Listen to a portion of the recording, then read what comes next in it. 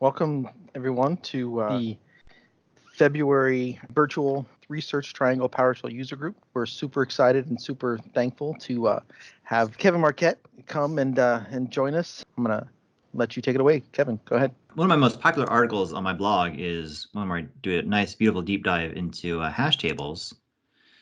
And can you guys see that just fine? There we go. Awesome.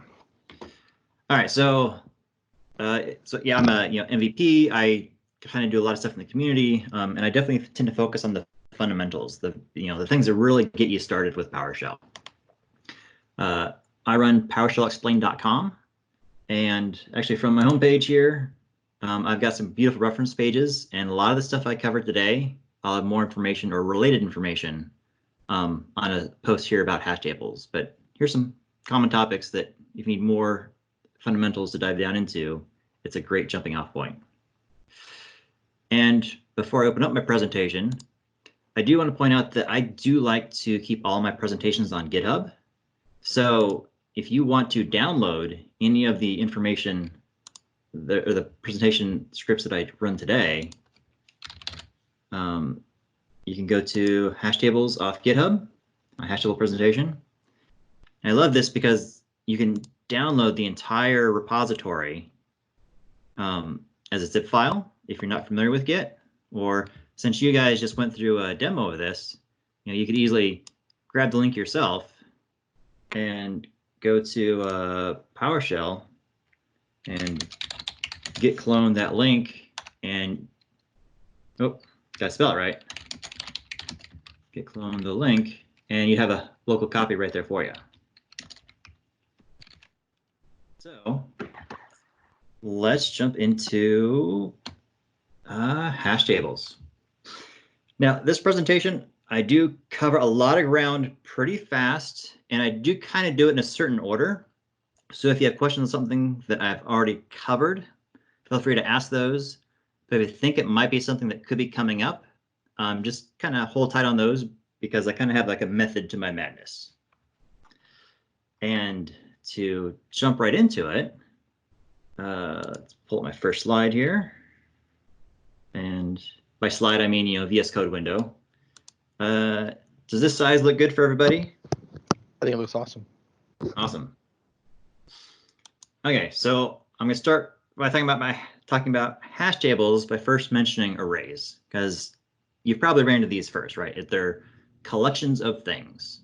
So right in front of me, I have some very basic syntax for creating an array and assigning it about, 7 or so values. So when we assign an array the value, get that up here. Okay, so I now have an array of these values, and I can see them all in here beautifully. And we can index into an array using these braces. So the 0th element is 10. Element number 1 is 11, which aligns to my list up here. So beautifully. And then if we want to enumerate over an array, right, we can use the pipe that we all know and love. So we're going to do for each, and I'm using PS item here, but this could just as easily be $underbar. And we will see that we'll basically, process each one and multiply it by 2. And then assigning stuff into an array is pretty much the same thing here, where I have the index I want to assign the value. And if I execute this line, I'm going to assign 33 into element 1. And if I see what's in there, I have 33. And then we have some alternate syntaxes here. So we can do arrays of strings on multiple lines. And these are all just ways to get values into your array. Okay, so back to a hash table. Really, what is a hash table? It's another data structure, very much like an array, except you actually store each value that you place in there using a key instead of an index. So it's a traditional key value store from other languages. If you come from C-Sharp, it's the dictionary.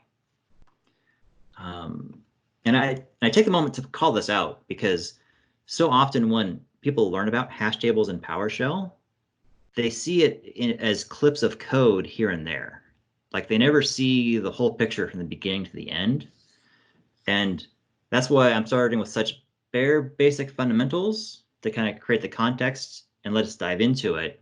So you kind of see how all these concepts build on each other versus how you may have just seen glimpses of a hash table throughout other people's scripts. So let's create a hash table. So the basic syntax is the @ symbol and the curly braces. So if I run this, I've just created an empty hash table that has nothing in it. And I'm going to start with some of the most verbose syntax you've ever seen. But I'm going to have a key named Kevin with a value of 40, and we're going to add it to the hash table. And when I run this now, we actually see my hash table has one key of name Kevin and a value of 40. So we can add additional items, calling that again. And if we look at it now, I have the 2 items. And if I want to just access one item out by its name, I can call this method on the item method to get the value.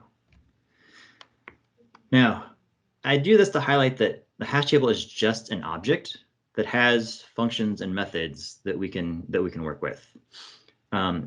This specific syntax, you'll probably never see anybody ever use that because they give us these fun accessors to let us index directly into the hash table using our keys. So here, if I want to access the value that Kevin has, I say, basically, give me the value of Kevin, which is equivalent to this line up above, but it's a nice, concise syntax. And this is also kind of why I showed you the array first, because instead of using the numerical index, I can now just use the string value of my key. And let me wipe my hash table out here. We can also use the bracket to update a value just as easily as we can pull it out. So value 40, my key gets this value. So if I start with I'm starting with an empty array or hash table here with nothing in it. And by just assigning a value to a key, I'm automatically adding something into it. So you don't have to think about, does this key exist yet or not before you add a value. You can just assign it and just know that it'll get set. And we don't have to use variables to do all this stuff. We can just use the keys directly. And now I'm back to my 2 items in my hash table. We can just as easily create the hash table with the values in it to begin with. So if I know up front everything that's going to be inside my array or my hash table, I can specify the key value pairs, 1 on each line. And this here will also create my hash table with those values in it.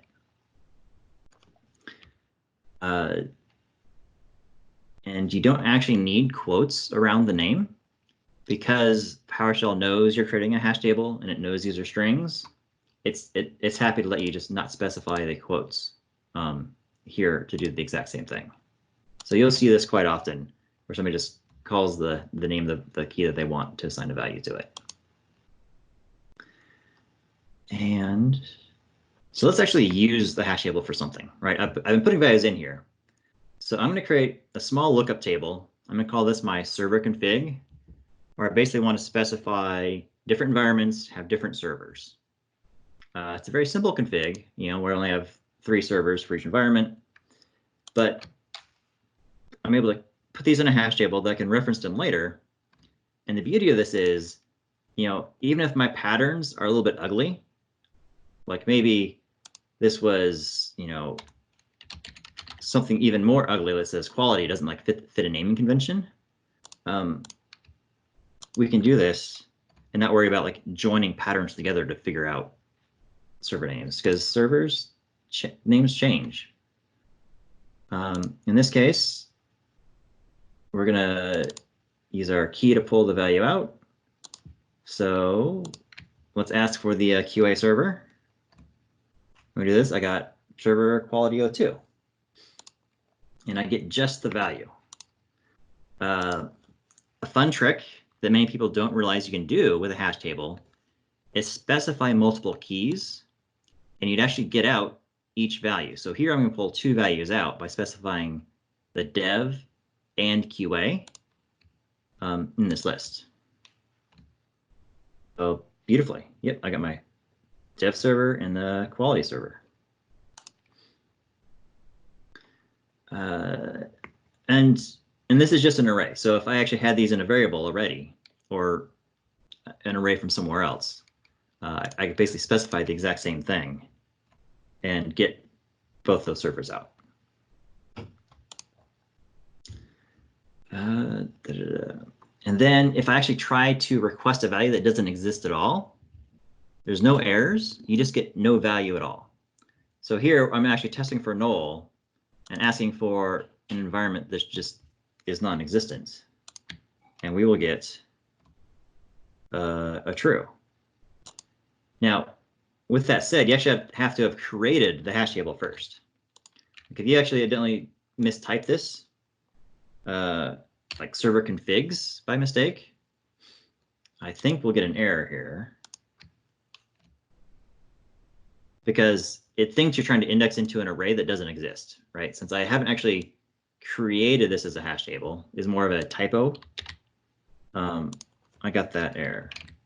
So that's where, you know, PowerShell will let you just make stuff up on the fly. Well, in this case, it chokes on the idea that it doesn't know this that you're expecting this to be a hash table. But if I actually initiate it and run this, no error because there's actually something there to do the lookup on. All right, I'm going to delete those. Okay, so now we have all our values in the list, and we know how to pull individual items out. Well, the next things you might want to do is actually walk your entire list, right? You walk your entire hash table. So maybe there's something you want to do on all the servers.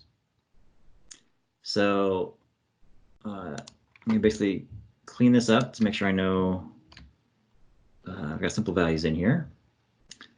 And okay, so the first thing I'm gonna do is like see how many items are in there. And remember when I mentioned that the hash table is an object? So quite often with an array or collections, we can use measure object to get the count of something. But in this case, because the hash table itself is one object, he doesn't enumerate over the pipeline like you expect. So I'm only going to get 1 for my count when I'd kind of expect 3. Right? Because I only have 1 hash table, and that's what it's measuring here, instead of measuring what's in it. Thankfully, we can just ask the hash table what his count is directly, and he knows how many there are, and he'll tell me there's 3. So it's a small nuance to be aware of, but most of the time the way you use it, you won't run into, well, you're never counting items in an array this way, but as you start enumerating over things, you'll start to run into something like that. All right, so let's actually look at this hash table to see what my properties are. So I'm going to have a set of properties here called keys. That actually gives me a list of all the keys in the hash table, and values will actually provide me all the values in the hash table. So what do I do next? Oh, so if I look at the values, if all I need is the entire list of servers, I can just do .values and be on my way. Just give me the contents and do what I need to do with it. And we can actually do the reverse, like, oh, what environments are in my hash table? Like, what environments do I have configs for? We can ask the keys and get the same thing. Excellent. So let's walk the list once. I'm going to enumerate the keys. We're going to pass the keys to the for each. So my PS item in this case will be each key. And I'm going to use the key to look up the value in the config to put this string together to say, you know, basically I'm identifying which environment each server is in. So dev, prod, QA, those are the right servers for those environments. We can also do this with a for each. just as easily, where I tend to do a for each key in server config.keys. And I think this just reads easier. I'm actually kind of partial to for each over for each object anyways, but this gives me the exact same results as we expect above. You might notice that my results aren't in order, and that's actually because hash tables by default aren't ordered. I'll show us how to put them in a certain order later, but we'll notice that I'm getting a dev, prod, and QA, where when I define this up above, I definitely put these in a certain order in this hash table. And that's specifically because hash tables are unordered. They might feel like they're consistently ordered, but if you go to different versions of PowerShell or even different systems, the orders might be consistently different across those. And okay, so where was I? For each, enumerating the list, get enumerator. Sometimes you want to use this. So the enumerator creates basically a small object for each item in the collection. So this is the case where if I let's just see what this enumerator looks like. I don't use this guy often, but he passes an object for every item in the hash table that one has a key and the other one has a value. And my measuring example I had before, if I run this now, it actually does measure 3 because it gets enumerated all 3 times. So when I look at an actual loop, and I pass the enumerator, I can do this ps_item.key to get the key and ps_item.value to get the value. Some people actually prefer seeing their objects this way versus always looking up the value inside your loop. It might be more apparent on the for each. So here, like for each enumerator in this get enumerator, I've got the item.key and the item.value. I go either way. I tend to not lean this direction, but I've definitely seen people make heavy use of this. But at the end of the day, at least in this example, it's the same values I'm getting out. So I looked at accessing getting information out of a hash table while walking it. There is this gotcha about trying to put stuff into a hash table while you walk it. And the gotcha there is this guy here is going to throw an error on me because I cannot modify the keys inside of a hash table while I'm walking it, which is kind of counter or non-intuitive at all. So when I run this, I'm gonna get this fun error that an error occurred while enumerating through a collection. Collection was modified. Kevin, can I ask you a quick question? Sure. So with the enumerators kind of thing, is it a preference kind of thing, or is there performance? Do you have any insights into that? Is it? So great question. Glad you asked. I don't notice a performance difference doing that, but I do have one edge case here that I kind of actually did prepare in case somebody asked. That's great. Here's an example that if somebody decides they want to use a key name of keys or a key name of values, weird stuff can happen. So I've created this hash table. And when we look at this, right, my value is the word none. And my keys are actually the words, the string values and the string keys. Okay. If I try to do this for each in config data.keys, PowerShell uses this to index and find the value of keys, which in this case is none, instead of the 2 values of keys and values. All right, so when I run this, I'm not going to get what I expected at all because of that nuance. Now, the way you protect against that is using the enumerator, then it gets around that because now you actually have the thing that's in your hash table, the key of it and the value of it. And this here is where when I run this, I walk both of them. So very much an edge case. I still tend to do this first one, first about everything, until I actually get bitten by it. And I think that's mostly because almost nobody, I mean, it's rare that people use the enumerators in PowerShell. You might see a C-Sharp Dev Lien on it a lot heavier. So that's kind of why I wanted you to be aware of it. But if you're just starting doing this stuff fresh, don't worry about it for now until you find yourself in this case where your data actually has the word keys and you're trying to use keys to do the enumeration. Does that make sense? Yeah, I think it makes sense. I think it's the crux of it. So, The takeaway is to just be aware that you can get bit and then go from there. Absolutely. It's one of the things where sometimes in PowerShell, the easy way isn't always the right way for all situations. And you kind of got to learn where some of those bumpy spots are. But I still lean on using just the indexer for, I think I've only been bitten on it maybe twice, and that's why I've made note to remember it in all the PowerShell that I've written. So, where is it? Okay, so yeah, so I'm getting this error when I'm trying to update this value because for some reason, it's a bad idea. I want to assign all my environments to point to server dev3. I'm getting this beautiful error saying, hey, you can't do this. You're modifying this thing while you're walking it. And it doesn't matter if you're using the pipeline or the for each, right? Both of them will give me this same error, slightly different error code, but the message is effectively the same.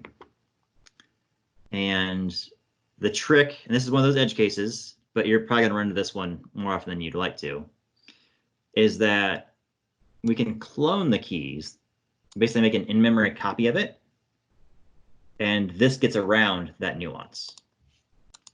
So when I run this now, I just overwrote every server in here without it complaining at all with dev server 03. So this is because I now have a list of keys that gets passed over the pipe, and then it walks that list. Where I believe what's happening up above, it's more like I'm almost getting keys is enumerable in that it's basically going to pass each key over the pipe one at a time. So when the first key goes across the pipeline, it's trying to modify it, and then the second one will go. So I think it's PowerShell magic under the hood that creates this scenario where you can't update a hash table while you're walking it. And this is only an issue if you're actually using the properties of the hash table to walk itself, right? If you had some other list that you just knew what the values were, like if I actually had an array of like dev, QA, and prod, I could walk through that all day long and make the updates. But it's the fact that I'm actually asking the hash table for his keys while I'm making changes. And then I'm going to shift styles a little bit here. So before I've been using the index accessors, but PowerShell lets you actually use like a dot property to access and assign values. So here I'm going to assign this key, this value by just using hash table dots Kevin equals 40, and I'll get 2 items assigned. So this starts making things feel a lot more like objects, and might be a syntax you're probably seeing quite heavily in PowerShell. So I'm going to shift my example a little bit. So everything I've done so far is having like a hash table having values where the value is kind of the same thing, but the key is telling me is for a different person, right? So it's basically like a hash table of ages. And I'm using the key as to say, whose age is it? Well, you see people use hash tables in a second style, which is kind of like a collection of properties. So here I have a person, one property is name, and his name is Kevin, and his other property is age, and his age is 40. So there's like two mental models that you can use when working with hash tables, and it's whatever your need, whatever is best for your need. And so let's start with this object, this person, this me, and I can add in like, you know, my city and state on this. And when we look at it, we see all the values, right? All four of them on here now. And we can check for the keys, like just by asking for the age. And if I have an age, I'll get a value back. Now, this one's a little bit dangerous because if the person's age is 0, are you asking, is there an age or not? Is 0 a false case? Because what I'm really asking here is the person's age true? And evaluating anything above 0 is true, right? There's nuances there with if statements. And here I'm being a little bit more explicit, where I'm saying, you know, null if the person's age is null. So now I'm handling 0 as one scenario versus null as something else. Now, age might be a bad example because if somebody has an age of 0, are we talking like newborns where the system doesn't accept it? Or is it 0 because they don't know, or null because they don't know? But sometimes you actually want to care if the property is there at all. So sometimes a null check just tells you if it's not there or if the value of it is null.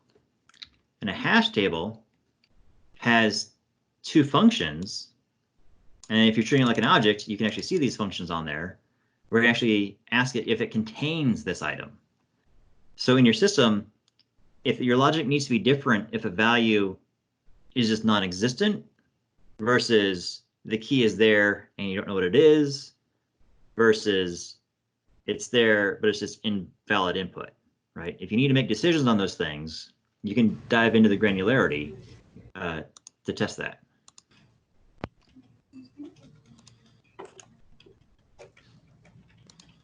Okay. And we can actually remove keys too. Like if we actually don't want to have age on this person, we can just pop it off the object and we just shrink the list by that item. And if I want to reset the keys, you know, if I can always assign it to a new empty hash table. There's sometimes, oh, I think I'm getting some background noise from somebody a little bit. But if you want to maintain this reference of this object, you can actually clear it. And I'm just pointing out for more advanced scenarios where somebody knows they need to not assign a new hash table, there's an option to just wipe the item out. And so we actually have now an empty hash table. So it still exists. It would be not null, but absolutely nothing in it. Okay.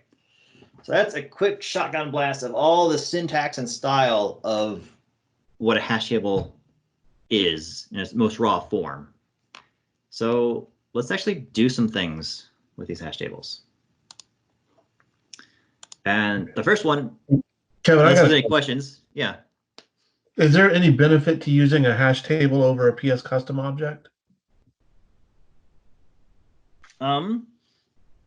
So yes, and the scenario between those two is if I need to be modifying the properties, like adding and removing properties of the item, whatever it is, the hash table is really fast at adding things and removing things.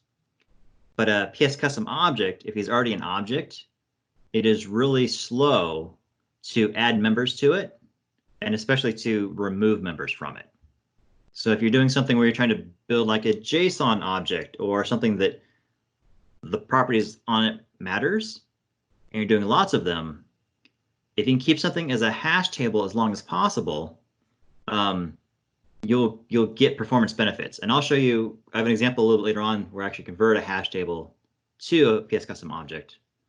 But that's my biggest distinction is, yeah, if I'm going to be manipulating the properties of it as far as adding or removing, I will lean on a hash table as long as I can.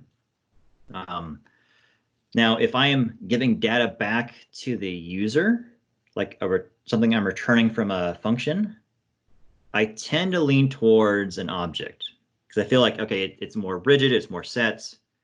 And the way it looks in the console is a little bit different. And when I get to the showing you how to create a PS custom object from a hash table, I'll give you some of those examples. Does that help? Yeah, thank you. Okay, so order. So sometimes we actually care about the order in our hash table. And when that's the case, we can actually use this ordered type accelerator to create one that will always stay in this order. And then when you add keys, they will add to the bottom of the list. Now there is under the hoods, there is a performance difference because it's actually storing the data in a different way. So where a hash table is like hashing the value and inserting it, a ordered hash table is actually like a balanced tree for anybody that does like computer science stuff. It basically means that it has to do more comparisons and it manipulates the order of the data a little bit each time you insert something. So now it's negligible for most things, but if you're starting doing, 100,000 rows or a million records of something, nuances like that will really jump out to you. Inline. So if you need to just have a hash table on a single line, you just do a semicolon right in the middle of it.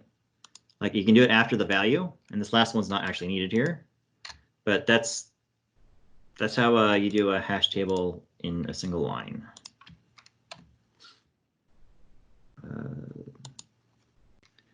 Okay, so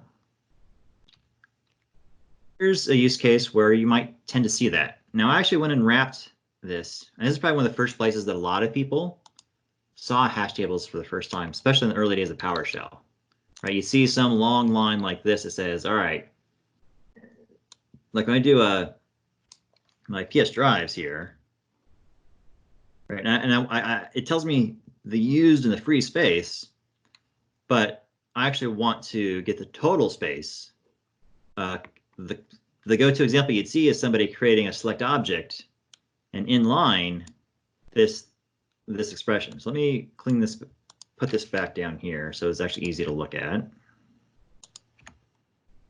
And what we're doing here is select object will allow you to specify a hash table where you give it a name of the column header and an expression, which is a script block. So notice I wrapped a little bit too much there. A script block that's going to do this calculation on the fly. So when I run this now, I've got this name here is my first column header of name. And then the second one is the name of total space gigabytes. And it's doing this calculation here off the properties, where this is, the current item in the array. You can actually shorten this to N and E, I believe. And I believe this still works. Going off script here. Yes, okay. Yep. And that's probably the most common way you'll see that out in the wild. But name and expression are the long forms of those. Sometimes, I don't like how this makes my pipeline look. So if I do use these, I tend to put them in a property first, or like in a variable, because it is just a hash table. And then when I do the select object, I'll actually specify it here. So I'm basically making each line stand on its own a little bit more. And I think something like this is easier to comprehend what's happening, because I like seeing. I suppose I like seeing my pipeline as simple as it can be. And this is a little bit. I should probably actually name this something else. There we go. I like that better. Self-documenting, right? Give me variable names that tell me what this thing is. So I look at my select object. It's more intuitive what I'm staring at. Perfect. Isn't that called like a conditional expression or a computed expression or something like that? Possibly. You know what? I honestly don't know what they're actually calling that. But that sounds very. I feel like a good name for it. Steven says it's a named expression. I think that's right. Okay. Yeah. Because just from people that might want to Google that one when later on today or tomorrow or something. So we call that a named expression, or Yeah. Write it up there, and if you're wrong, blame Stevie. All right. So, all right, where's it going? Oh yeah. So the fun thing that people tend to not discover on their own, and it's usually one of the biggest revelations, is something called splatting. This is what most people tend to get the most value out of when they're doing hash tables. So you notice I've got this command here, DHCP server scope. He actually has a lot of parameters. So many parameters, it wraps off the screen, and it's hard to keep track of everything, right? So when I'm over here, I can't tell you what the duration is or the subnet. Like even if I zoomed way out, there's a point where he is still running off the screen. Like I got to zoom way out to be able to see the entire thing. Now, young eyes might have your font this small anyways, but I look at, but we can use splatting, which is putting all these values into a hash table, and the names still matter. And then if you use the @ sign here, it actually unwraps all of those and will basically map them for you, and this would execute as you would expect. And yeah, so this is a good way to keep your code really clean, especially for those longer commands. If I start getting past 2 properties on a function or a commandlet, I will move to a splat pretty quick. I'm all about like nice, clean looking code. And if I've got to scroll to the right or it goes off my screen, I kind of tend to have, issues with it. So I think one of the most useful things of splatting, if it's not for, that parameter mapping, is dealing with optional values. So quite often I'll have a function that somebody could provide a parameter is optional. And this one here, I think it's let's say I got a function where the credential is optional. So if somebody provides me a credential, I want to add it to my hash table and add it and call this function with it. Versus if it's not there, I'm just going to ignore it completely. So I start with a normal splat, and based off of this extra optional value, I'll add it to the hash table. And what I like about this is I only have one line that's executing this function, right? Because the alternate is I have an if statement here where I effectively take, this whole thing, and you're doing this, right? Like this is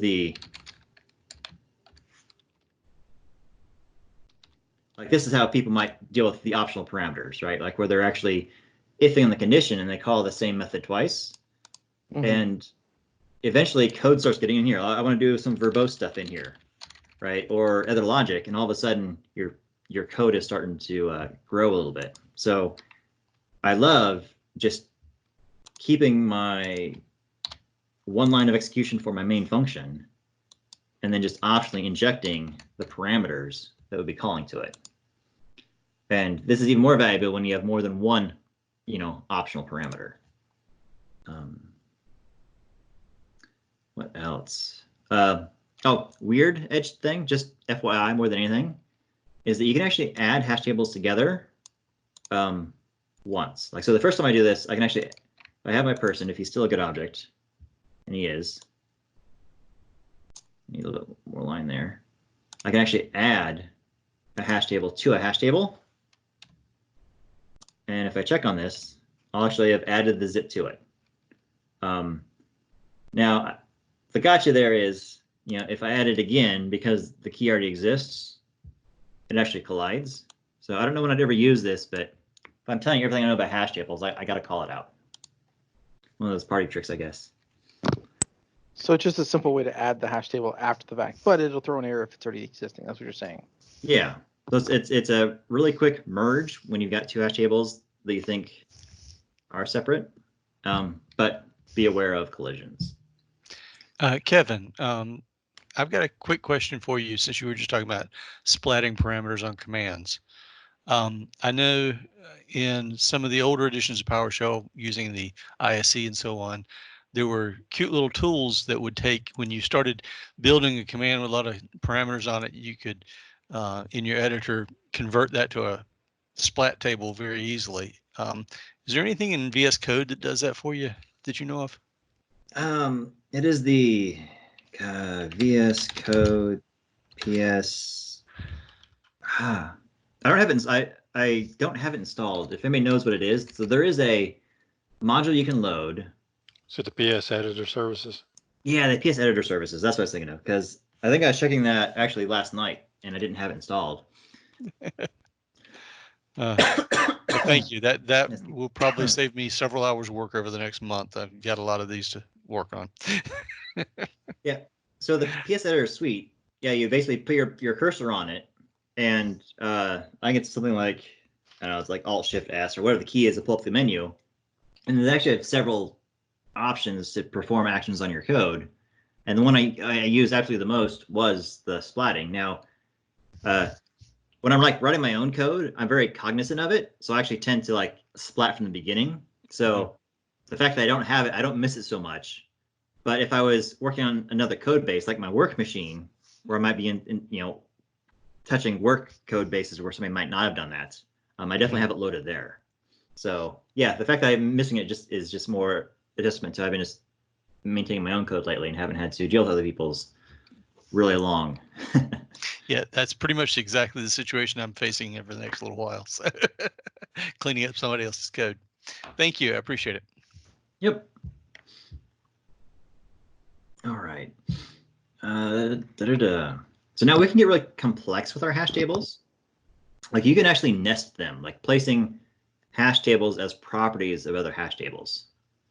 So like if I actually want to be a little bit more robust, where my person has a location, and the location has like a city and a state, I can do this to effectively create a hash table where the location now, he himself is a hash table of two keys. I'll show you how to actually look at that here in a second. But if you want to define it in line, you can literally just nest them. Just create your key and give it a value that is the hash table. And you can nest these as deep as you want to. And then accessing them, we can just do the dot property off the location to get the city. So here I'll be able to get Bellevue out of the list. And we can get more nesting. And here's where I'm kind of bringing those two ideas together, where I have this list of people, right? So my list of people is Kevin and Alex, and their values is a hash table that's treated more as a set of properties. So I can ask Kevin's age is 40 or Kevin's city is Bellevue versus Alex's similar properties. And here's all the permutations of the ways you'd basically be able to access into those, right? These are all, I should execute this code first. Can't skip chunks of the demo. So get the age, the city, the age, and the city. So out of convention, if I'm treating it up, so given this example here, I might lean on a syntax like this, where I like to treat, when I have a hash table of things versus a hash table of properties. So when I'm asking for properties, I'll dot property off of them when I think of it as a property. But if I think it as a list of common objects, I tend to index in. My one exception is when performance matters. If performance matters, you'll always want to index in. The actual dot property is just a little bit slower. And in fact, I think I have a sample here.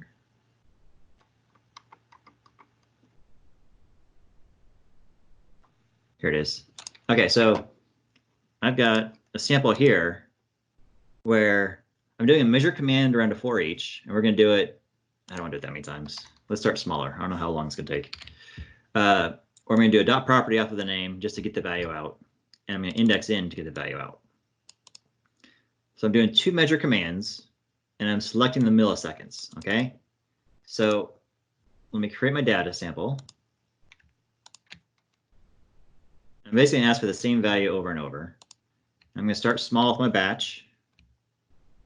And otherwise, these two are equivalent.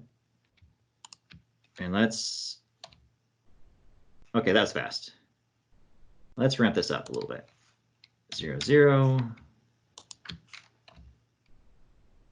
Let's run these again. I'm going to wait a little bit on this one. Oh, there's the first one. And like, we're not quite twice as fast. Like, I mean, over the course of, I don't know, 1 million records, you know, I see what, almost like a 20–30% difference. So if performance matters, you definitely want to be indexing in versus doing the dot property. All right. But if it's not performance-wise, personal preference probably takes case, because people can do, I also people do either one pretty interchangeably. I probably lean more on the index now because I'm aware of the performance of it, but quite often it isn't that important for me to have performance. Was there a question? Yes. Would you just run $people so we can see the nested hash tables? Oh, yeah. So let's, okay, so let me show you how to look. I have this, I should probably show this sooner actually. Okay, so if I want to see what's in here, right, I've got this problem where format table, it's like your Excel sheet, right? I've got this column and the value and the column and the value. And here it's not actually telling me what anything is inside the nesting. So if I actually want to see that, I do the convert to JSON.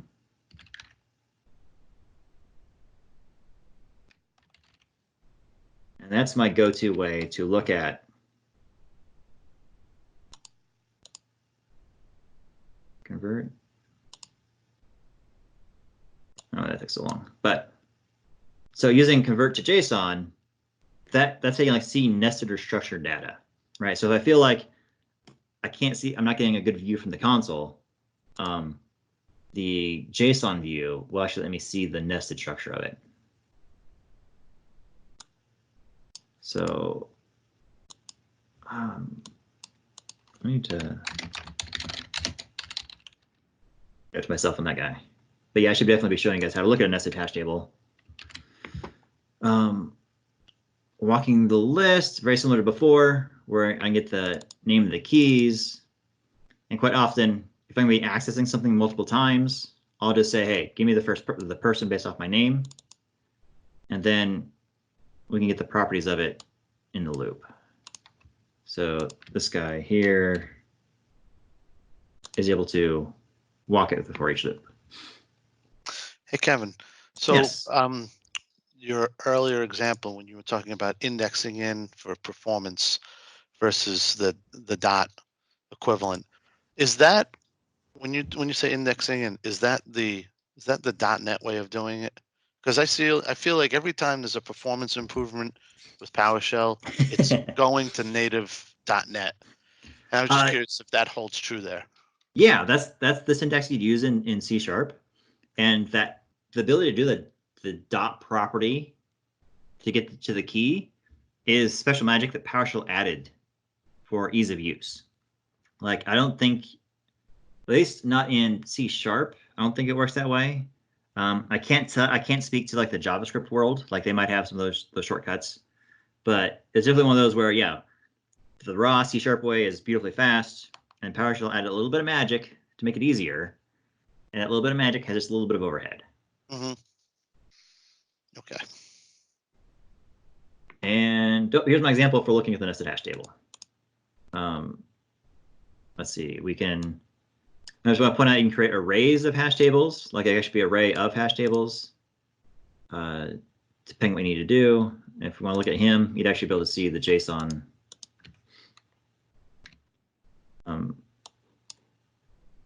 We actually see that, yeah, it's an array of hash tables. I tend to find when I'm doing lots of JSON type stuff, I try to work with stuff as hash tables because I feel like that's when I'm manipulating structure and keys the most. If you ever need to sort a hash table or an array of hash tables, oh yeah, okay, that's what demo's in here. So it's weird because we want to be able to do like, you know, .name on this hash table to sort on it. Because if you treat it like an object, that's more natively what you'd want to do. But in this case, he's not going to sort on it because it doesn't actually do the dot indexing of the dot properties. It doesn't work on things like sort object or like even like a format table. But you can do an inline hash table expression to say, I want to sort on this expression and then actually access the name of that hash table. So this guy here would then sort the hash tables, the array of hash tables based off of this expression. I don't find myself sorting arrays of hash tables really ever, but it's just a weird nuance that I can run into once. And now I'm getting back to like creating objects. All right, so when I look at this hash table here, I'm going to do this first part. You've probably been noticing in my output, it's really just VS Code here. Let me do that again. Okay. It always comes in this names on the left, values on the right. And if I actually cast this as a PS custom object here, use it instead, you'll notice I actually get my keys across the top and the values in columns. And many times, that's actually the more preferred view. So when I mentioned before where if I'm giving a return value to a user from a function, I'm more likely to give them an object because I think mentally, if they're going to look at it on the console, they're probably going to see it, think of it as an object, and want this view of like the name and the age or whatever properties across the top and have a row for each item. That's more the PowerShell way you see things. And a cool little piece of magic with PowerShell is that you can actually create the object later. So you can start the hash table, do all the magic we've been doing before you give it to the user, or at the last possible moment, decide that, oh, I actually want an object instead. You can basically cast it to a PS custom object and then return whatever that is. So this is perfectly valid. The one gotcha, I suppose, important worth calling out is that this won't preserve the order of it. Whereas the true inline syntax here, where it's happening kind of in one execution, PowerShell does a little bit of magic and keeps the order of the keys for the object. Whereas once he's in a hash table, and I can't remember if ordered hash tables matter in this situation or not. I'll have to test that later. But yeah, so your order isn't guaranteed if you do the custom object later. Now back to our sorting example, I'm actually more likely if I need to sort it, I'm probably going to look at the output, and I will often just, in the rare cases I need it sorted, I'll convert it to a PS custom object and then sort and use the output from that. So instead of doing that really weird, obscure execution on the keys and properties, I'll just turn it into an object and then sort it. And the same goes for saving it to a CSV.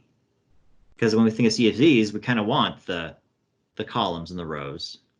And I'm effectively doing the exact same thing here, but then when we export it to whatever your path is, we get nice clean objects. That's assuming it's not nested, right? If it is nested, you want to go right to JSON, right? You could pipe it and save it as JSON, and we actually get the value back and convert it from JSON back into, there's a small gotcha here. So convert from JSON will give me objects by default, right? So if I take a hash table, convert it and save it, and then rehydrate it, if you will, convert from JSON gives me an object. Now, on PowerShell 7, actually 6 something, they added the property as hash table to actually get the value back as a hash table, to keep using it that way. I firmly believe that convert from JSON should have been given us hash tables from the beginning. But at least now, at least as we move to PowerShell 7, it's an option, it's a way to get those objects. And then I've actually got, so a PSD1. Usually use those for like module manifests, but those actually are just PowerShell hash tables in a file. So very much like JSON is really just a JavaScript hash table. If I open up this guy here, he's a PSD1. And if you just note it, he is actually just a hash table in a disk.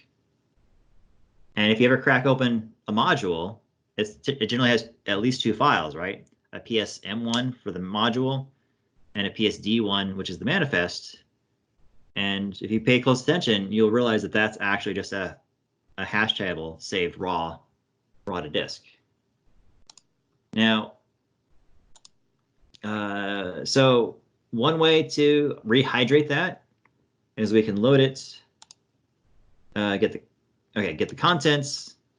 We can actually create a script block and then execute the script block to get us a hash table out. In fact, let's go ahead and run that.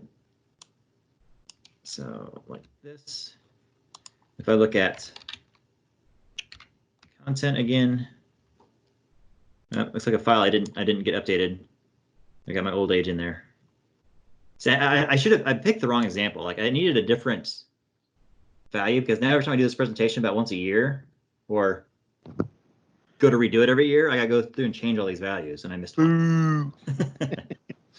So under what conditions would you use this? I like that. That sounds pretty interesting, but I don't think I would ever use this, or I'm trying to think of the use case in which I'd try and use something like this. So I think today JSON is a much better option, right? Like I think when this, the early days of PowerShell, I don't think JSON was as strong, and you're actually fighting with more like XML formats. So one place you could use it is if you write a ton of PowerShell and you're creating a file by hand that's going to be read, and you want to manage it as a hash table, like, and you find that easier syntax than JSON, like that would be the one path to go down. Or another one is like maybe you're writing some script to manipulate the module manifest of a module. It'd be worth knowing. I wanted to use it for something, and I actually started using it until I needed to programmatically update the file. And PowerShell didn't have any native tools for doing that. So while I could have this fun hack to load the file, PowerShell didn't offer a clean way to actually save to a PSD1. Now, I do know there are community modules now that will allow you to save and work with them pretty much like you would a JSON, but I never adopted them. And there's one piece of magic here that if you use this property on a variable, it is a long one, the Microsoft PowerShell desired state configuration, argument to configuration data transformation attributes, and you assign it to, and you place it on a variable, and this could be a parameter to an advanced function. If somebody provides you a path, this will do magic and put a hash table in here. So if I run this guy, I now have a hash table here because of this attribute on this variable, took this as an input and did the magic behind the scenes.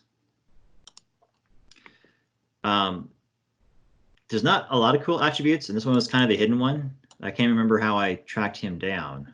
And I've never actually used this in production anywhere, but I thought it was a cool thing to call out. So effectively, it's just casting it into that, and the output of that class is a hash table. Yeah, absolutely. So it is going to say like, hey, attributes can do some things like transforms. And if that actually interests you, I do have a blog post series where I talk about creating custom attributes and custom transforms to do this type of thing for different data. And then a quick reminder that hey, these keys are just strings. So if you have a really weird key that has like a space in it or special symbols, you just put quotes around it. You can use it because like before, like this here would be a comment normally, right? But if I actually want, for God knows what reason, but I actually want to use that as my key, just put quotes around it, and it becomes a valid key. They could then index, with a string. And funny enough, when you do the dot property, you can specify a string here as well to get whatever odd property exists. So if you get some odd data in a hash table and you actually need to access that and you're using this other syntax, you can do so. And even better, in fact, I have the example here next. Yeah, you can actually put the value in a variable and use the variable dot.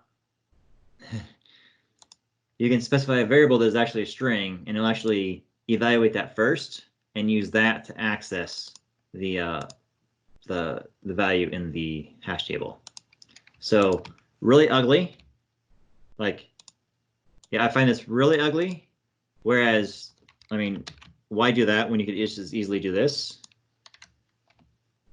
I think that's more easier on the eyes, but this is perfectly valid PowerShell and it works. And if I was doing it, I would definitely lean towards the brackets to the indexing on that one. Readability. How are we doing on time here? All right, I suppose that'd be a good time for questions. We're virtual, so we can go as long as we want, but so long as we stay on topic, I think we're doing good. And there's been a lot of good questions, through chat, and we've been answering some of those as we can and pulling them back into the video as we can. So I think we're doing a great job. And what more do you want to cover? Or we can even ask people to reach out and open up the lines and talk about things. Yep, I got more things I can dive down here, but I felt like this would be a great time to like pick my head up and see if there's more questions about anything we've covered before I get to the really technical stuff. Well, I'm going to kind of go abstract and say, sure. Do you have any like best practices for using hash tables as like almost, you've done a lot of like, kind of gotchas and stuff like that, but some things like, hey, this is, this really saved my bacon. And then also this is, stay away from this. It's almost like this, people are talking in the chat right now and like, don't use spaces in your key names wherever possible. So that's a big thing. Hey, try to avoid, but other, kind of things like that. Yeah, if people are calling out the spaces, yeah, don't put spaces in your key names. Like, so, okay, so one place that people new to PowerShell, one of the traps they fall into that I think hash tables are a beautiful solution for is when they start asking the questions of, hey, I've got this variable name that I'm creating dynamically. How do I update and access it dynamically, right? I got, person 1, person 2, person 3. How do I create a list that's going to go grab and work with all those variables? So like anytime you're trying to dynamically work with a variable name, just step back and use a hash table instead. Like I think it's, I feel very, very strongly against the variable names actually having mattering for the code. Like if I have logic and the logic itself cares that a variable is a specific name, I think that's a problem because I want to be able to rename and refactor and just pick beautiful names If I see a variable that's not clear, make it more clear. Now I want to do it consistently across everything. But the cases when you might have like data, for some reason I'm loading a CSV, and on row 1 I have this name. Let me go find the variable that matches that name. Like that's a case that I'm saying, hey, you know what? This hash table is a really simple bucket where you can actually have any name you want, and you can walk it, and you can index into it, and everything you're trying to do with variables using get variable or new variable, you can do so much easier in a hash table, and it makes logically more sense, I think. And I suppose on that same note, let me jump into top of this file. So I'm going to show another demo that's going to talk a little bit about performance and show one place where a hash table really, really shines. So I'm going to start by creating some test data. I've got this module here from Doug that name it lets me generate random data. So let me just create a list of servers and a list of patches. So the scenario is I have a collection of server info that tells me like the owner of something. In fact, I could probably expand that. So I'm creating a list of computers with an owner and a phone number. And I still happen to have a second list that has a computer name, but tells me like when the last update was and what the status is. Okay, so let me actually look at the data I generated. So server info, is this gonna work?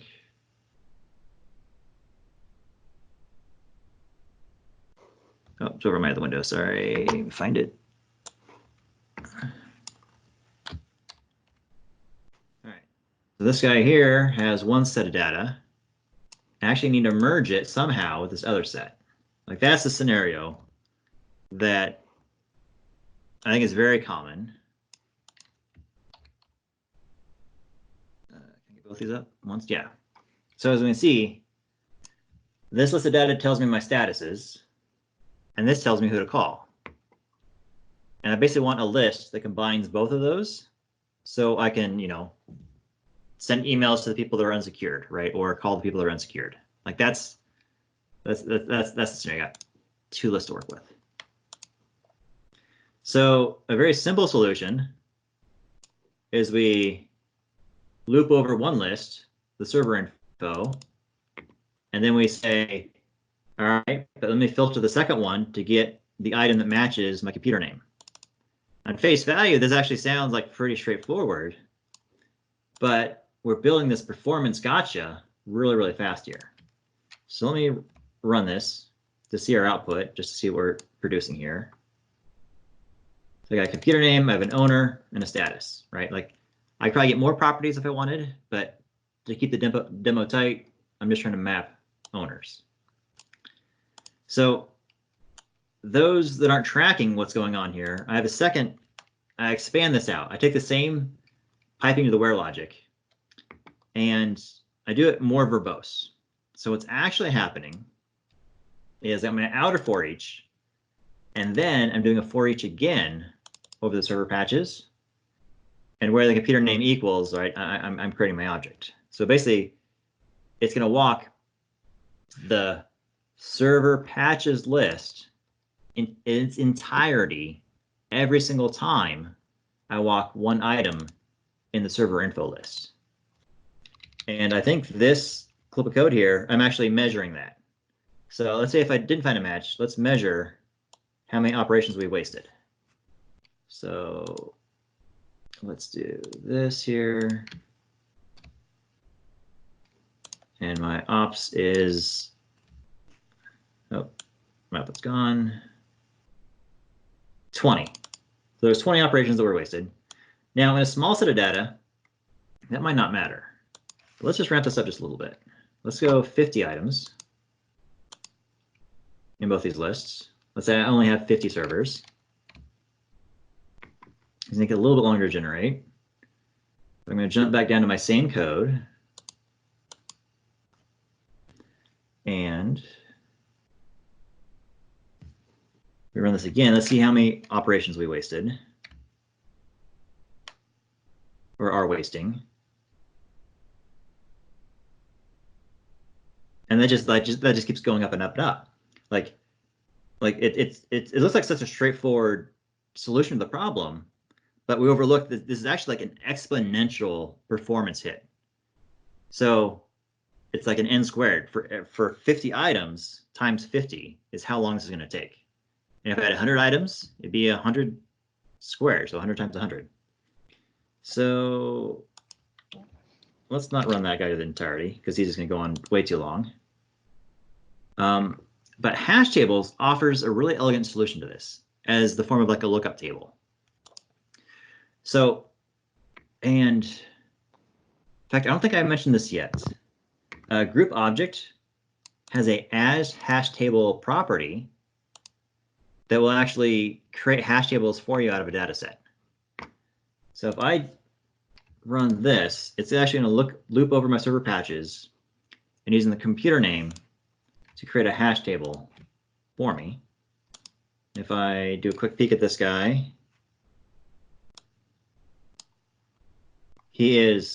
so my server name is the key and the value is actually the object of the row. So the entire object is the value.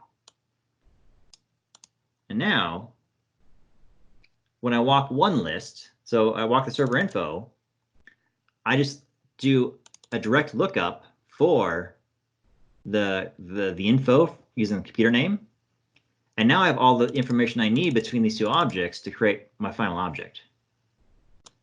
And this here is, so instead of doing like 50 squared, 50 times a 50 operations, I'm walking this list once, so that's 50 operations.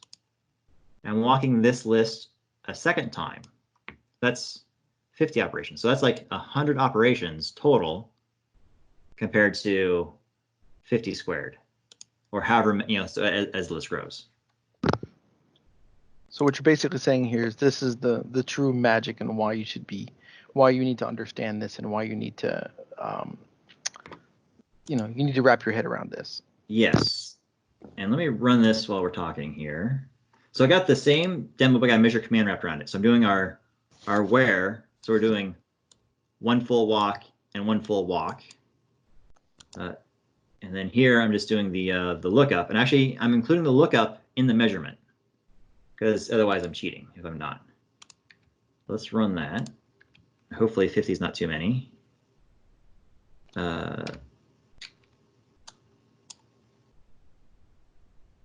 Oh, got my VS Code output.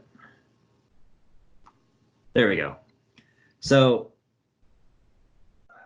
I'm not fast at the math, right? But you can see a significant difference already in just that one methodology.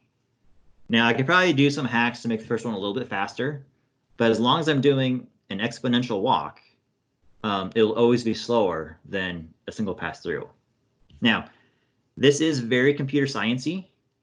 Like if you guys have that computer science background, they call like the big O notation, where they say one is n because I'm walking it once. Or the first one is actually like the n squared versus the second one, which is O of n. But if you're not computer science, don't worry about it. But it's basically saying that, hey, one is really expensive. And the bigger the data set gets, the slower it gets. So yeah, so there's the one piece of magic is you can create a lookup table and just pull stuff in and out with one operation really, really fast, which is so much better than trying to filter every single time you look at the data. And that alone will give you factors of performance increase. So I think one of the other points is to mention there is that not so much even look up that and to pull data back is to go find data. So if you needed to basically go search and to see if it's existing.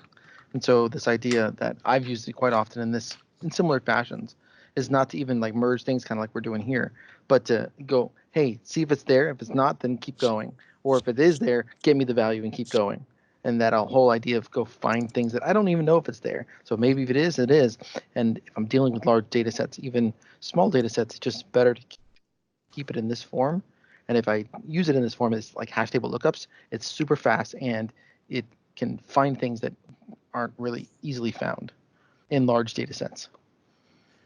And that might be just a good thing to be cognizant of, is where is going to walk the entire list. So the larger your data set is, the bigger of an impact using where will be. So if you find yourself calling that quite often, especially in a loop, that just calls out for, I need something that's just going to go give me the value directly. Like if you're going to have to walk it at least once, create your lookup table. And the beauty of it is, right, with a hash table is, once, like I keep saying walking it, but basically you enumerate the entire list once. So if I have 1 million rows, sure, I got to walk the 1 million rows once to build the lookup table. But if I have to access it just 20 or 30 times, those next 20 or 30 operations will go directly to the item in that list. It doesn't have to find it. It just knows instinctively where it is. But if you're doing a where, it will actually check every single item. And when it finds your item, it will keep going and keep looking. So it's not even smart enough to circuit the scan. It will search the entire list every time you go to check it. And that's the big performance gain. Question. Yeah. Can you search on more than one key field? No, but if you know ahead of time what keys you need to look up, that could be another case to do like nested hash tables. Like you could have, when you're creating it, and you'd have to do it by hand. Like this trick here I'm using to create the hash table on the fly. Like you'd have to do the work to build it. But I've done it before where I think my most complicated one is where I had 4 levels of nesting, where I had my data set. It was a large set of data. And as I walked through it, I'd basically create the values inside the hash table based off the first column. And I'd actually use the check of, does the first key exist? If not, I'll create the property and give it an empty hash table and build up the structure as I went. Okay, so like in my example, if you had first name as one field and last name as another, people can have the same first name, so you can't always go searching by one or the other. You need the combination in order to be unique. And so you're saying put those two into a hash table that's one level down from your initial hash table, and then you can key off of that. Yeah.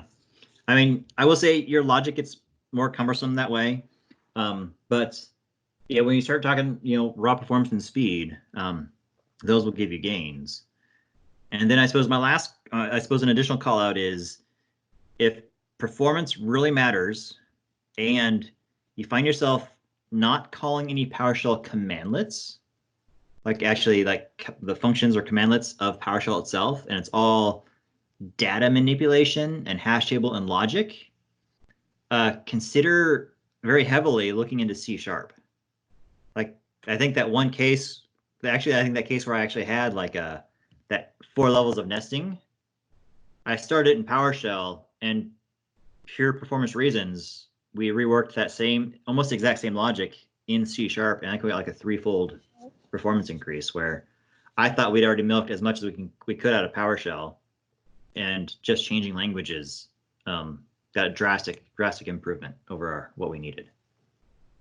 I think one of the other points to point out is that when you're doing this kind of thing, is that some of the where and even this form is that it's a cost versus reward thing, as far as like, hey, you can take the entire data set and throw it into a variable, into the hash table, so you need that much memory. So if you're dealing with very large data sets, depending upon what you're doing, can you put the entire thing into memory, or do you need to, I need to parse through it, so I need to use the where. So I've been in cases where I'm dealing with large data sets and I can't actually use that much memory, and so to keep memory low, but I had to give up memory for time. But if I needed time, then I need to take the memory, and so then I need to figure out what machine can I run this from, where I need Well, I have enough memory to do it, or I'm just going to accept the fact that I'm just going to eat all the memory on the machine. So that's one of the points there. No, that's a great point, because yeah, the hash table is kind of assuming you're loading that entire chunk into memory.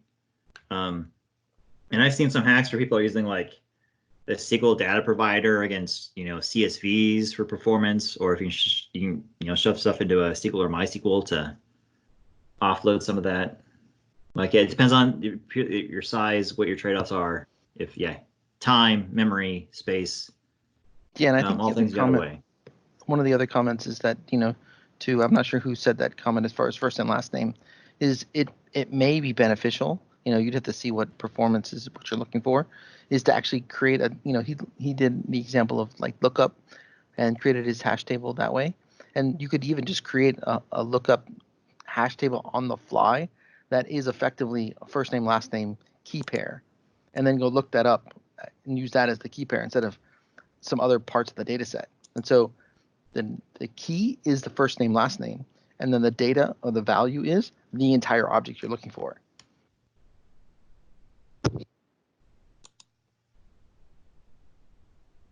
Yeah, good questions, guys. Anything else?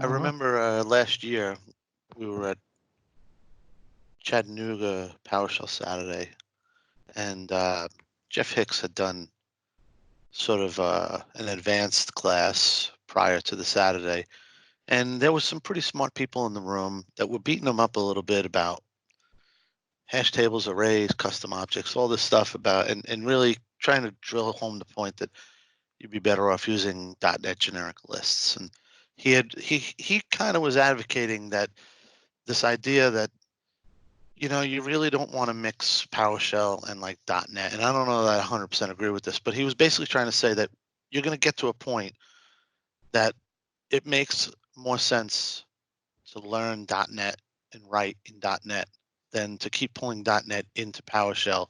For most people, staying in PowerShell, taking the performance set and staying with the ease of use is far better for almost most people. A lot of the examples that you're showing here, Kevin, are really deep dive stuff, and I get it. But for the guy who's just starting out with hash tables and stuff like that, making that expensive hit with where is terrible, but it gets them to do what they want to do easily. So, and that's sort of like the secret sauce of PowerShell, which is you can start very easily, and it's very malleable.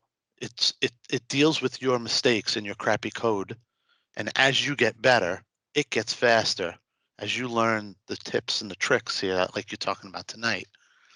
But maybe know your use case, right? If there's people on this call that are beginner and intermediate people, taking that performance hit isn't necessarily a terrible thing if it allows you to get your job done and makes you understand how to do it, rather than sitting there and trying to figure out all these methods that maybe aren't so apparent. That's a great call out, because I mean, tonight we're definitely drinking from the fire hose here. Like, especially if you're newer to the hash tables. Like, in a way, I want to put all these seeds in the back of your mind, so when we actually hit into something, you're like, oh, I think I remember Kevin's talking about that, and that'll actually like prompt you to go back to the video and help you chase that thread when the time comes. Like, you're right. I keep calling out stuff for performance when performance matters, and you will know, like, you'll find yourself in a situation like, oh, I need more, I need more, I need more. And it's when you're actually driving those last little bits is when I want you to start popping up and thinking about these things. Like, there's many tasks that, oh yeah, I'll use the where filter all day long because I actually have no performance need on it whatsoever. I have something that's going to sit in a scheduled task and be idle for every 5 minutes. Like, there are times where I want the cleanliness of my code and maintainability of it far outweighs those micro optimizations for performance. Some of the things I called out earlier on in general were about just, I want my code easy to look at. I want to be able to, you're going to spend 10 times as much reading code as you will writing it. So create code that's easy to read. And performance stuff isn't always easy to read.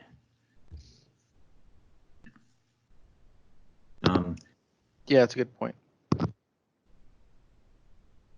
Let's see. I got some other odds and end gems here.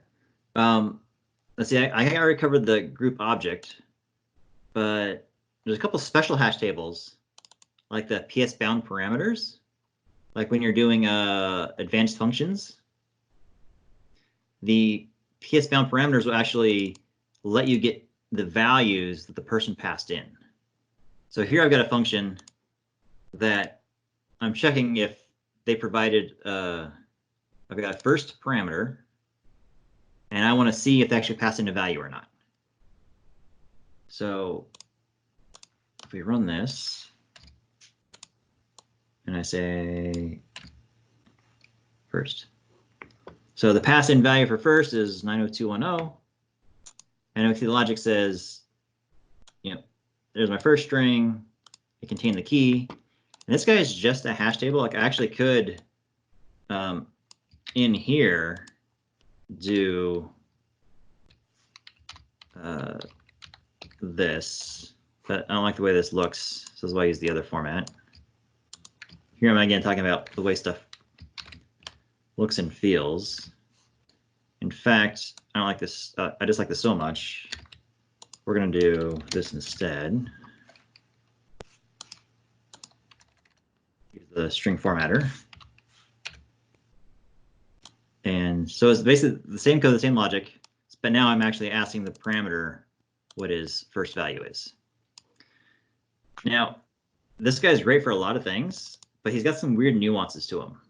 And I specifically said he's what was passed in. All right, so if I just call test parameter on his own, no value was provided, and it used the default, but my logic, my check in the middle, didn't execute. So default parameters don't count as bound parameters, only stuff that was passed in. And in that regard, if they actually pass in null, it actually has a value in there. So the passed in value for first is, well, nothing because, we passed in null, but that was enough for my bound parameter to say it contained the key. So before, when I was saying sometimes it matters if there's a key there versus being null, this is one of those cases where I actually need to know if somebody passed something in, even if they passed in null, that contains key is one way to do it. But the real reason people use PS bound parameters is create what you kind of call proxy functions, where I have one function that's calling a second function, and I pretty much need to pass in almost all the same parameters. Maybe I'll do something special like, verbose false or something. Like I might have some changes or some tweaks to my logic. But for the most part, if all my parameters need to be passed to the next function, you can use PS bound parameters and splat it in so that it would get called. And I think that's probably the #1 reason or way people use PS bound parameters. So here I was able to get the BIOS information by splatting the parameters from that. And then, oh yeah, okay, this is a gem too. If you haven't seen this guy before, the PS default parameter values, like this is something you put inside your profile, and it will actually specify, it lets you basically define defaults for functions before you actually call them. So if I want, every time I call a format table to auto size equals true, I could put this in my profile, and a format table would do that. I've done that before where I'm like connecting to the same VMware server over and over. Like, well, heck, I'll just hard code the server name into my config, and I never have to type it again. I just call connect via server, and it's going to pass in this to the server. Other places I use it, actually I use it for install module. Like I want install module just install my modules for me. So I override all these others, so it just does it. Like the scope to current user, force it true, allow clobber true, skip publish check, why not, right? Like just let me just go and specify everything. So that way when I call install module, he installs. One trick here, if you're ever dealing with multiple repositories, install module doesn't like seeing the same module from 2 of them. So I kind of default to the gallery, at least in this example, and I just override it when I need to pick something else. Now, internally, I default to my internal repository, but so that's a weird edge case. But the other gem you can do is use wildcards. So you don't have to type out the full name. Like if I want, for some reason, I need just verbosity or debug values on everything, I can say, yeah, get star verbose equals true, and that means it would default verbosity to true for everything I call. Now, there's better ways to do that because there's some global variables we can call, but maybe for like credential, or probably better yet, the AD commandlets. Like if I'm working in if my test lab is a different domain than my current one, so I might not have this in my profile, but I might just call it directly to say, all right, for right now, everything I do, let's target the lab. I can specify, *-AD star server equals lab domain, and all the commandlets will hit that lab domain instead of requiring me to specify that each time. Another beautiful gem is Regex Matches. Like if you use much Regex, right? They got these what they're like capture groups. So when you match a string, this capture group will be placed in this matches collection. So if I run this here, I should get matches 1 will be the value in this collection, and 0 is actually the full string, or everything that matched this anyways. So where's the, actually I think it's the full string, but my favorite way to use it though is named matches. So if I put a name on there using this special syntax, question, whatever here, I've given this capture group a name, and now on my matches I can just access it off this object using that same name. So this I use all the time because it's so easy to work with. So if I'm using Regex anywhere, I'm always using a named capture group, and I'm pretty much always accessing it this way. And it supports multiples here. So I've got the same example with 2 things I want to capture on. And I don't know, if you guys are really good at Regex, you probably notice how lazy I'm being here. Like I totally just grab a string, say I want this. I'd say, all right, I've got that now. I think it's probably like the laziest way to do Regex, but it's quick and it works, and it makes the examples kind of clean. So here's one where I'm doing 2 patterns, and name is 1, matches the other. If I do the full object, I think we'll see name SSN, and then 0 is the full string that it matched. I do have a call out for hash map, but basically if you're ever using a hash table for the sole purpose of trying to find something that's unique, where you're like just putting like the number 1 or the value you're putting in the hash table doesn't matter. Like I've caught myself doing that when I'm trying to find unique things. And here's an example of like, okay, I'm just going to set true to the values just so I have like a unique filtering. But I'm not going to dive into the example just for time's sake, but there is a way to just call into .NET like a hash set and of whatever your data type is. And now you basically add an item to it. And like the fact that it's there or not there tells you something as a way to do some dedupe processing. I think group object and sort object unique are much, much faster in PowerShell 7.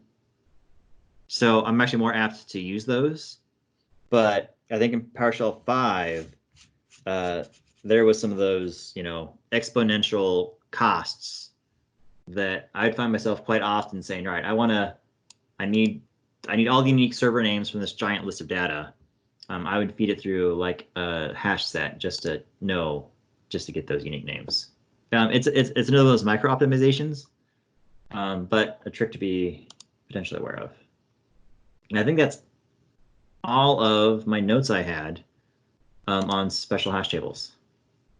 Well, that was a lot of cool stuff. I certainly, yeah, especially some of the last couple items. It was like, all right, so we've gone into the weeds and, use all the skills that you've learned in the past hour and 15 minutes, and actually hour and a half now, and certainly use it. So I want to certainly thank Kevin for doing a phenomenal job and going over stuff.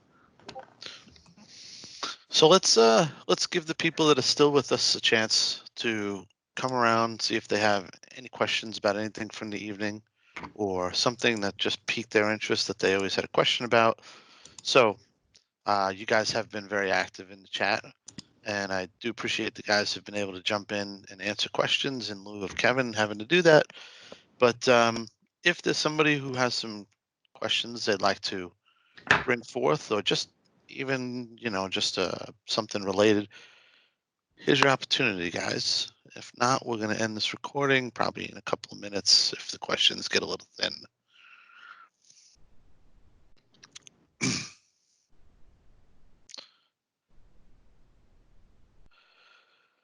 That was an excellent presentation. Thank you. Oh, you're absolutely welcome. All right, so I guess it's a little thin on the questions tonight. I mean, you covered so much information. So for those that are not familiar with Kevin's website, one of the great things about Kevin's pages is their fantastic reference information. I have a website and I try to post some stuff up there, but when people ask about arrays and hash tables, I tell them PowershellExplained.com. It's the default place I send them to. And for the objects that he has covered in his website here, I would hasten to say that there may not be another better source for everyday usage. So if you haven't visited the site, you definitely want to check it out. There's a lot of bookmarkable links that you want to save for future reference. When you go, how the hell do you do that? I forgot that. It's the perfect place to go. I suppose one example is like the if statement. I probably have 3,000 words on the if statement.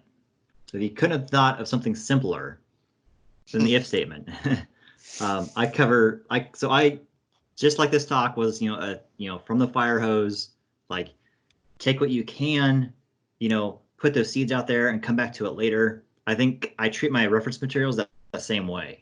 Like I do not expect people to start from the beginning and just power all the way through it, but get to where you're comfortable, read past a little bit. So it's like, all right, I'm getting lost a little bit, but I kind of like what's happening here. And then come back in like 2 months, 3 months, or a while later, and then you'll find yourself way further down that page, and you'll just pick up so much more value the next few reads through. And I think actually one of my favorite ones of gems is probably the switch statement, because there's so much magic in that that command that people don't realize is there.